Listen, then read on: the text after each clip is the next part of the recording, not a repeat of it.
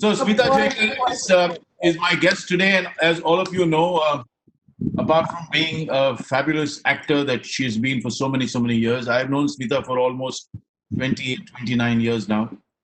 The first time we did a show, which was a 1 hour show, which used to come on Z. Yeah. The program was called Love Stories, and me and Smita did a beautiful love story then.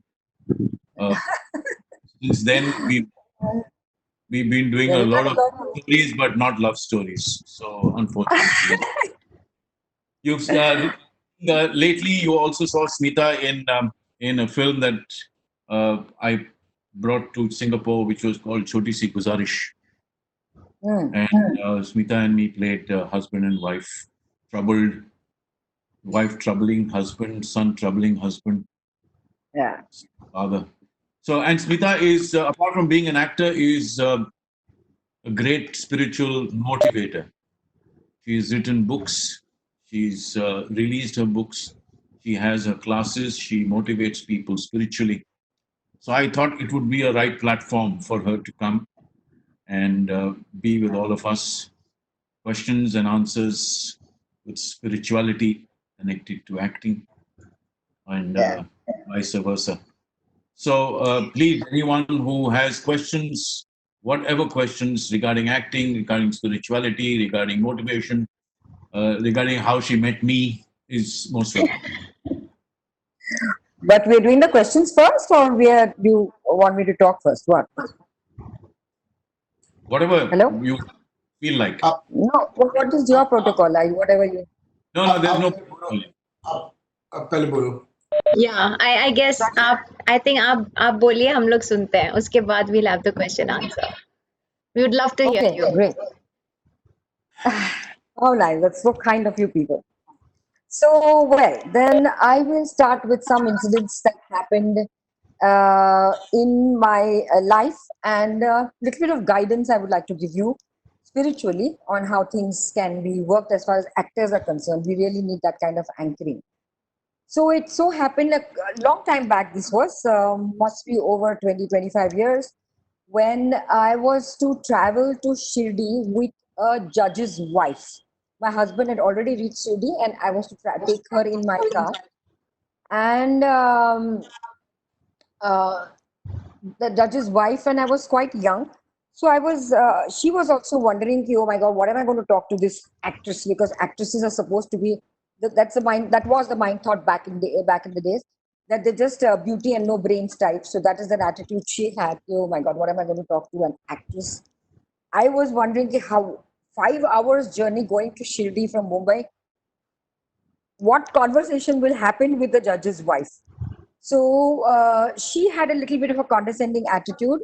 So we sat in the car, we just exchanged pleasantries and things like that. And I was carrying my book, which I always read some spiritual books. So I was carrying one book with me.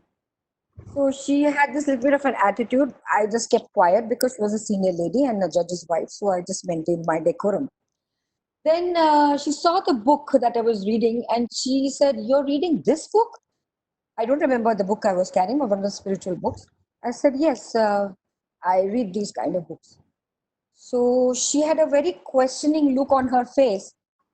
And I said, "Why? I mean, I like to read." So then she told me that you have done your law, isn't it? I said, "Yes, ma'am." So why didn't you become a lawyer? Why have you become an actress? I said, well, I have a couple of reasons why I have become an actress, and I'm blessed to be an actress. I would like to share the same things what I shared with her. I told her, first, being an actress, somewhere my karmic balance has been resolved because every film that I acted, every serial that I acted, so many mothers, children that I've had, that have mothered so many children, husband wife relationships, or whatever relationships, which were probably kept not rectified in many of my past janmas, which were getting rectified here. Because when you're acting, you have to actually feel that emotion. You have to actually feel the love for your children, for the husband, or whatever. Because if it is not felt really here, it doesn't show on your face and it looks fake.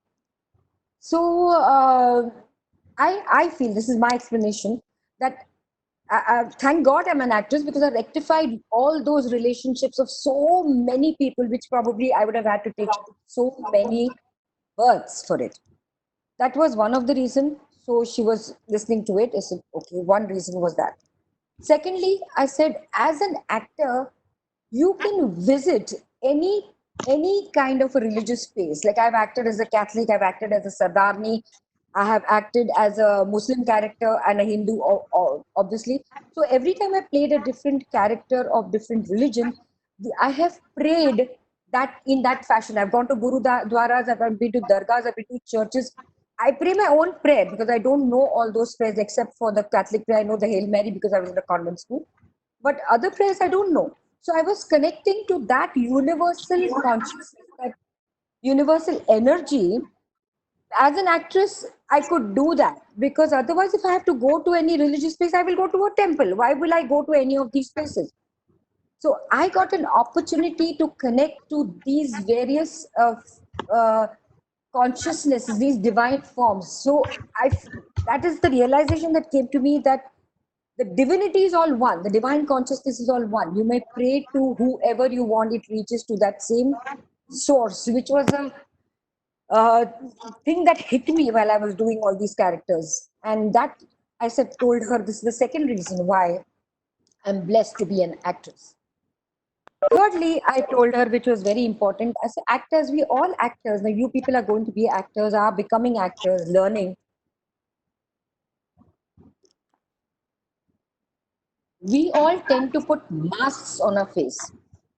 Every role that we do, we are wearing a mask. So we have layers of masks on our face. I have also put on a mask as to what my image is in society. So I have to accordingly dress up in that fashion, because people, if I dress up in a weird fashion, people will say, Usko kya ho gaya? What's wrong with her? She's gone nuts.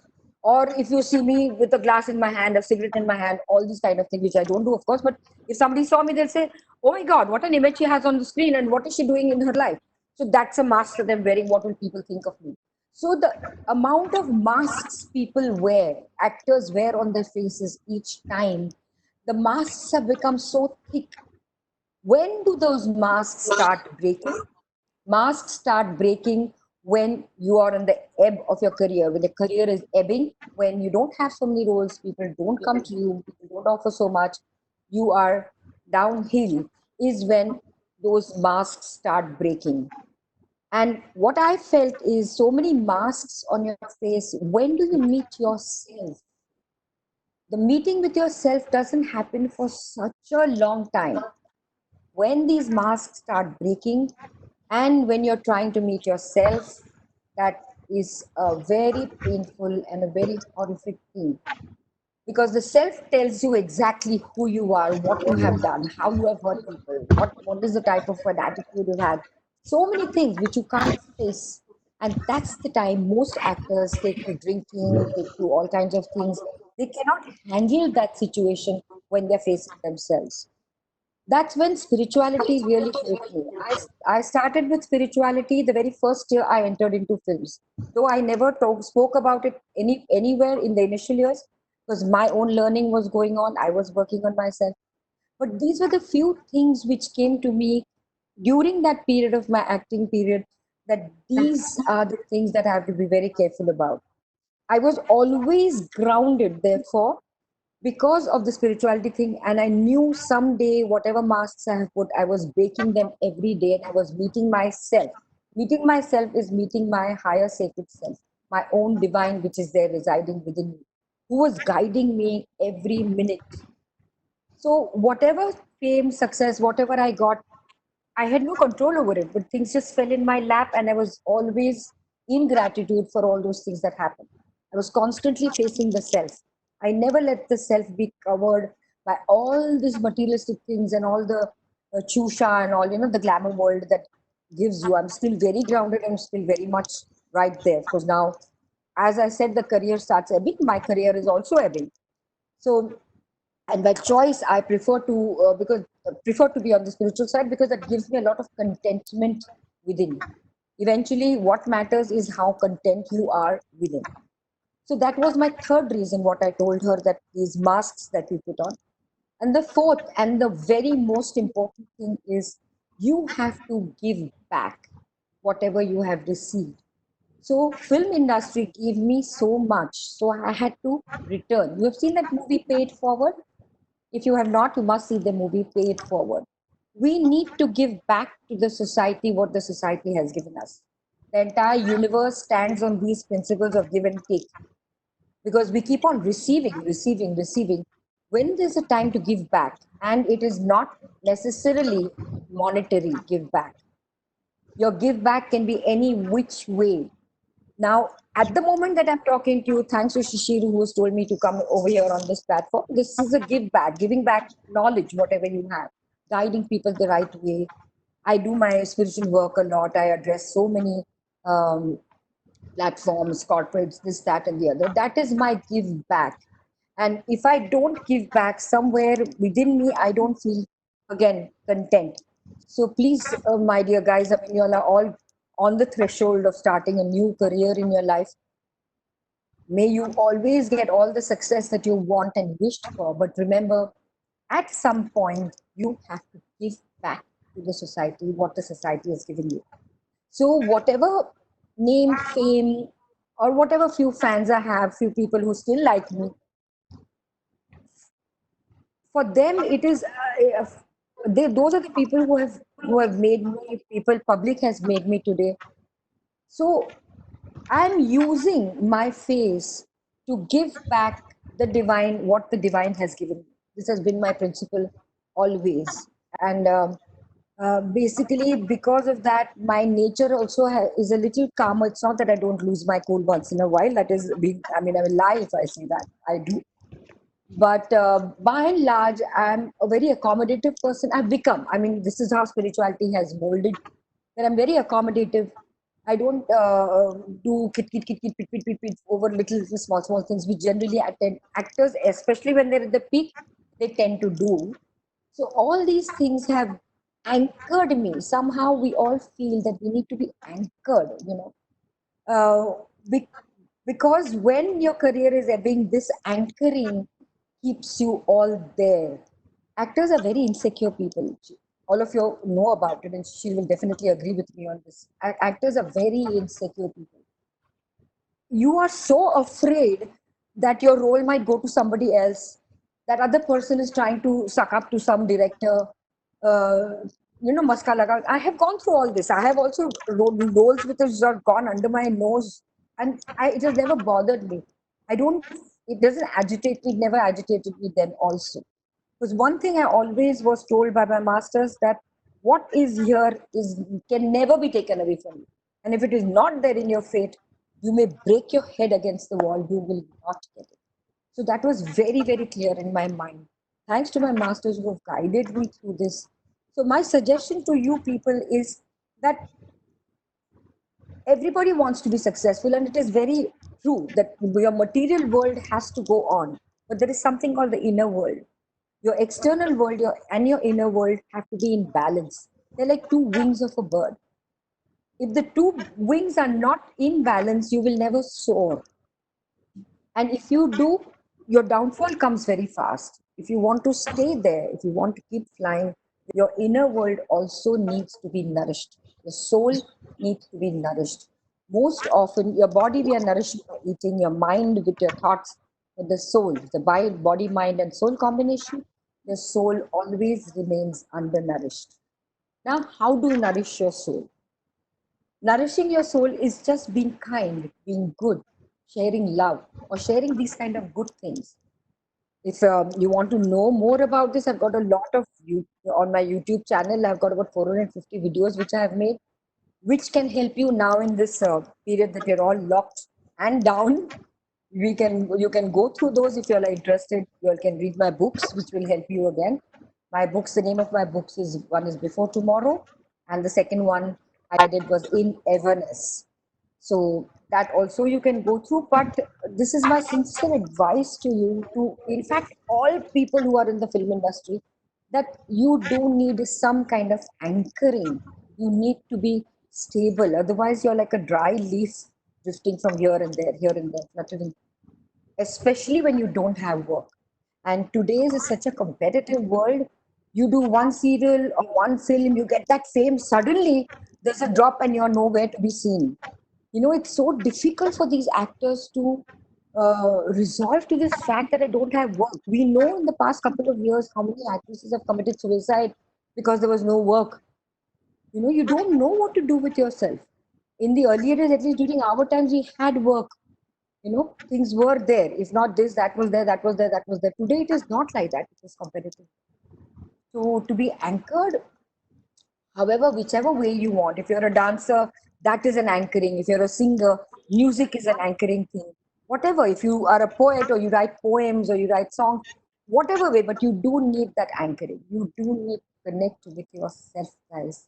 Don't lose yourself in this whole fight over I want to be number one and I want to be successful and I want to be. You will get it all sitting right here. It will fall in your lap just the way it did with me. It just fell in my lap. I have never struggled. I've never gone to any school, drama school. I don't have any godfather. Our family is all full of lawyers. I have nobody in the industry, not one soul. But somewhere, some divinity, someone up there really loves me very much. And that has just fallen in my lap. I really honestly never had to struggle. I never went through a struggle period in my life. So it is a win-win situation. So this is all what I wanted to tell you. Then I mean, this is how I explained to that lady. And after she heard all this, her complete attitude towards me changed. After that, I've met her for a lot of couple of legal whatever gatherings these people have, and she's come looking for me. She's asked my husband, "Where is Smita? Where is Smita? I have to go and say hi to her." There was a complete transformation in her because she never thought that I had these thoughts and ideas, and this is what I could speak to her. So, guys, this is what happens with actors. Back in the days, it used to happen. Today, everybody is educated and they come from all very good family background. But this base, your stability has to be all there. Your base has to be very strong. In this field, it can drive you crazy. That people get into wrong relationships, they have mental disorders, all kinds of things happen just because you're not centered, you're not stable. You've not been in touch with your being, with yourself. Okay, so that's all what I wanted to tell you about. I'm sure it is so different from probably everybody else who has spoken about acting. This is a completely different take on what I've spoken. I hope it has been a contribution to you all. Uh, I'll pray for you guys for sure. You all will always be in my prayers. And I'm again thanking Shishir for allowing me to share this to actors, which I've always wanted to do, Shishir, honestly. And I don't know how to approach actors. I really want to help them somehow or the other. I'm glad I'm starting with you all. So thank you, Shishir, once again. And I open the platform now for question answers if